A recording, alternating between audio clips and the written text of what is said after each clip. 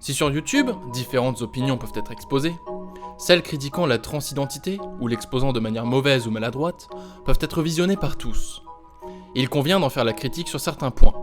La plupart des gens qui ont écrit ces vidéos ne sont eux-mêmes pas transgenres et n'y connaissent pas grand-chose de manière générale.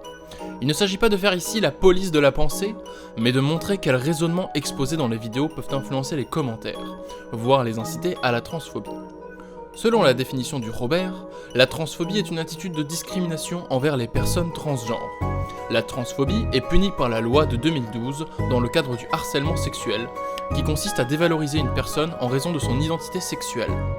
Et les propos transphobes sont aussi punis par la loi de l'égalité de la presse. Une personne transgenre ou trans est une personne dont l'expression de genre et ou l'identité de genre s'écarte des attentes traditionnelles reposant sur le sexe assigné à la naissance, selon la définition d'Amnesty International. Entrons maintenant dans le vif du sujet. Le phénomène des ados transgenres s'accélère aux États-Unis. Et le nom de la vidéo. Le mot phénomène renvoie à un fait observé anormal ou surprenant. La transidentité est également mise à distance du spectateur par l'emploi du mot phénomène, qui dans un deuxième sens renvoie à un phénomène naturel que les scientifiques peuvent étudier, ce qui met les observateurs en position de force épistémologique. Le phénomène explose comme une bombe dangereuse. Le verbe s'accélérer renvoie à la vitesse du phénomène qui s'accroît. On met l'accent dessus volontairement avec le bandeau rouge dans la miniature, comme si la transidentité était une chose a priori dangereuse ou inquiétante. De par son visuel, on peut voir un adolescent se contemplant dans un miroir, ce qui laisse penser que les personnes trans sont plus vaniteuses ou narcissiques que les autres. S'ensuivent les résultats de l'enquête de Abigail Schreier, journaliste du journal conservateur de Wall Street, The Wall Street Journal, qui révèle que 2% des lycéens se déclarent transgenres. Madame Schreier est connue pour avoir publié le livre déjà orienté transphobe, Dommages irréversibles. L'engouement pour les transgenres séduit nos filles. Elle se positionne en figure d'autorité, qui est la mère sur l'enfant. En usant d'arguments d'autorité implicites, comme la fille de l'illustration sur la miniature, on peut voir une petite fille avec un trou au niveau des organes génitaux, laissant penser que cette personne transgenre a un problème avec son sexe, qu'elle aurait volontairement effacé. On peut aussi y voir une pathologisation. Le trou au niveau du ventre symbolise souvent une anorexie, une maladie grave, alors que la transidentité n'est pas une maladie. En 2019, l'OMS, l'Organisation mondiale de la santé, a retiré la transidentité des maladies mentales. La nouvelle version du DSM-4, le manuel qui diagnostique et donne les statistiques des maladies psychiatriques, entrera en vigueur en 2022. En 2010, la France retire les troubles précoces de l'identité de genre de la liste des affections psychiatriques.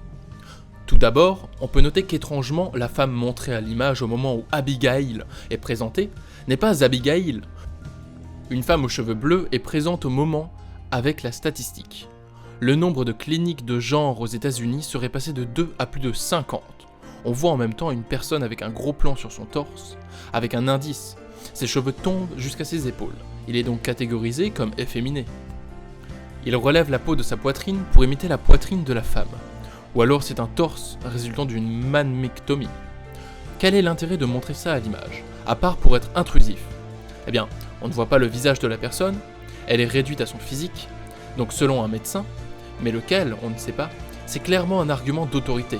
On peut avoir fait 10 ans d'études et être transphobe, ou être ignorant sur la question trans. De nouveau, on voit un adolescent se prendre en photo pour le poster sur un réseau social. Selon cette même journaliste, il y aurait un effet de contagion sociale. Contagion qui n'a lieu que dans le cadre d'une maladie transmissible d'une personne à l'autre. Alors que la transidentité n'en est pas une, bien sûr. Selon un pédopsychiatre, l'enfant se pose la question de son sexe, et s'il aurait été mieux aimé dans l'autre. Il met l'accent sur des prescriptions jugées automatiquement hâtives, alors qu'il n'y a pas d'explication plus complète. Selon eux, ce sentiment de malaise est banalisé sur les réseaux sociaux. Par exemple, en aucun cas sur le réseau francophone d'Instagram, il est question de banaliser ce malaise, mais plutôt de pouvoir en discuter dans les commentaires et de trouver d'autres personnes ayant de la dysphorie de genre pour s'entraider. Ceci est par la suite comparé à un effet de mode, car la transition est médiatisée, alors que pour la plupart, ce n'est absolument pas le cas. Pour éviter la transphobie, en gros plan, on nous met le témoignage d'un enfant transgenre. ce qui peut effectivement être de l'exposition malsaine de l'enfant, mais toutes les personnes trans ne sont pas des enfants. La plupart sont majeurs quand ils font leur coming out ou qu'ils prennent la décision de transitionner. Les jeunes s'encouragent mutuellement à prendre des hormones. Ceci est faux. Pour avoir été dans un réseau Discord sur la transidentité, certains trans témoignent de leur bonheur ou de leur envie de prendre un traitement aux hormones. Pourtant, les témoignages des effets secondaires et critiques de ces traitements sont les bienvenus et font l'objet de nombreuses études médicales qui sont en libre accès. D'après eux, ce mouvement toucherait davantage les hommes trans qu'ils nomment filles. Pourtant, aucune donnée ne permet de prouver que c'est le cas. Nous savons que les femmes trans ont plus de visibilité que les hommes trans. Peut-on en déduire qu'il y a plus d'hommes trans que de femmes trans ?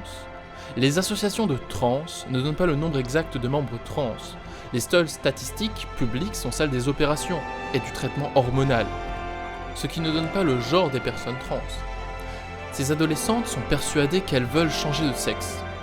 Ceci est faux, tout simplement parce que ils, hommes trans, peuvent être convaincus par la raison d'être transgenres. Cela relève du sentiment personnel, pas du regard des autres. Le genre, c'est l'expression personnelle et désirée d'une personne. Il ne peut être réduit aux caractéristiques sexuelles ou physiques de ladite personne. Dans le cadre de la transidentité, on parle de changement de genre, pas de sexe. La chirurgie de réassignation sexuelle n'est souvent pas faite. Autrement dit, ce qui change, ce sont uniquement les caractéristiques sexuelles secondaires pour certains, et le genre pour d'autres. Lors de leur transition, elles sont peu suivies médicalement. Ceci est totalement faux. Il faut faire de longues procédures administratives et médicales pour se voir prescrire des hormones ou effectuer une transition. Par exemple, en France, il faut souvent une attestation d'un psychiatre et l'ALD, affection de longue durée, de notre médecin généraliste. S'ensuit un suivi psychologique obligatoire. Effectivement, il y a des conséquences médicales suite à un traitement aux hormones, et elles sont clairement expliquées avant chaque transition. Par exemple, pour pallier une certaine infertilité, on va utiliser des techniques de conservation des gamètes pour procéder au moment voulu à une PMA, procréation médicalement assistée. On met en avant le fait que ces livres d'Abigail sont appelés à être brûlés par des activistes. Ceci est possible, au vu de son lot de biais cognitifs sur le genre et surtout sur la transphobie. De plus, il nous rappelle tristement que la censure s'applique bien lorsque l'on s'exprime sur les transgenres. En effet, des systèmes de modération sur Instagram ou sur les commentaires YouTube sont présents pour supprimer les messages transphobes. Mais s'ils sont censurés, c'est parce qu'ils diffusent de la haine et de la transphobie. En théorie, on n'a pas à s'exprimer sur les transgenres, surtout à leur place, surtout quand cette opinion est négative et sans recherche. Il n'y a donc aucun courage à aller exprimer son opinion dans ces conditions de censure, ni aucune alerte à la censure à mener. Il faut simplement apprendre à être respectueux aux yeux de la loi, c'est un minimum. Voyons ce qu'il en est des commentaires sous cette vidéo. Vague de suicide en approche, avec 535 j'aime. L'Occident est au fond du trou, avec 503 j'aime. Voir en direct l'effondrement d'une civilisation, fascinant, avec 116 j'aime. Après les médias, voici que le monde entier prend les États-Unis comme modèle. Le monde part en avec 208 j'aime. Nous y sommes, la fin du monde est proche. J'appelle ça une crise d'adolescence aiguë. À mon époque, une bonne baffe et ça repart. 2 hours later.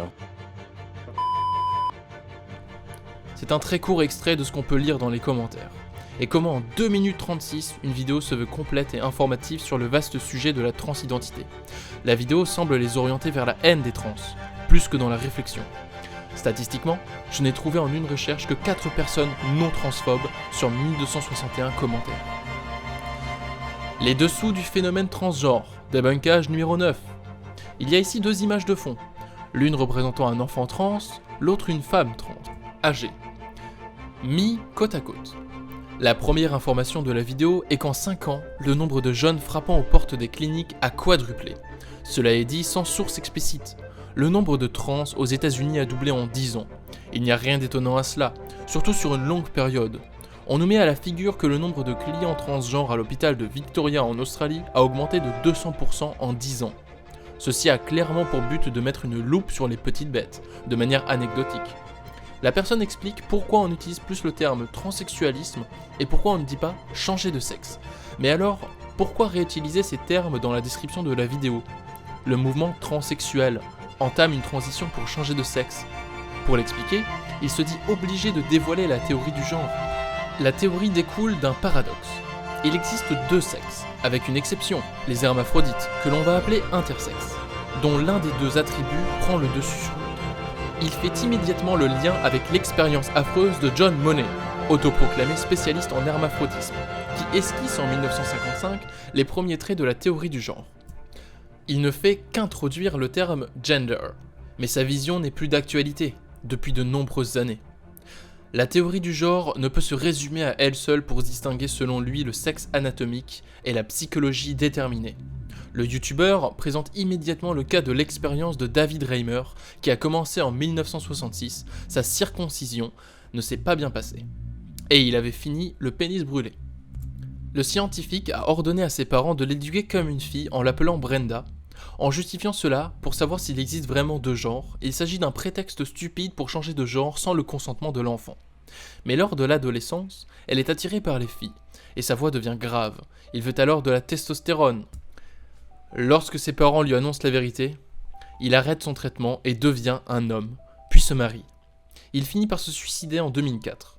Son frère s'étant suicidé avant. Il y a par ailleurs différentes chaînes YouTube qui ont repris cette affreuse histoire.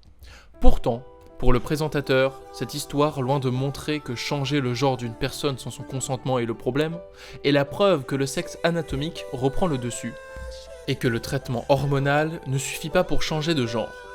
Pourquoi insister sur cet événement tragique, autrement que pour exploiter l'émotion qui en découle, et que les gens fassent le lien entre cette expérience et la théorie du genre?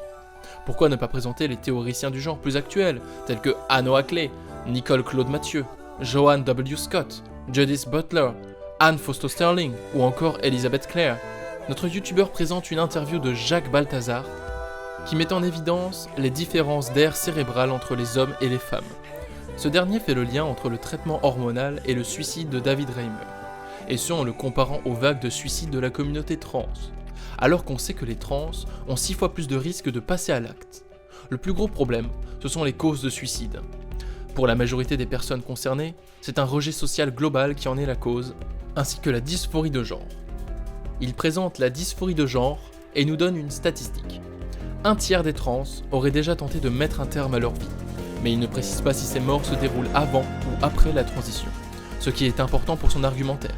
Son seul argument serait que la justification du harcèlement est trop faible, car tous les gens harcelés ne se suicident pas.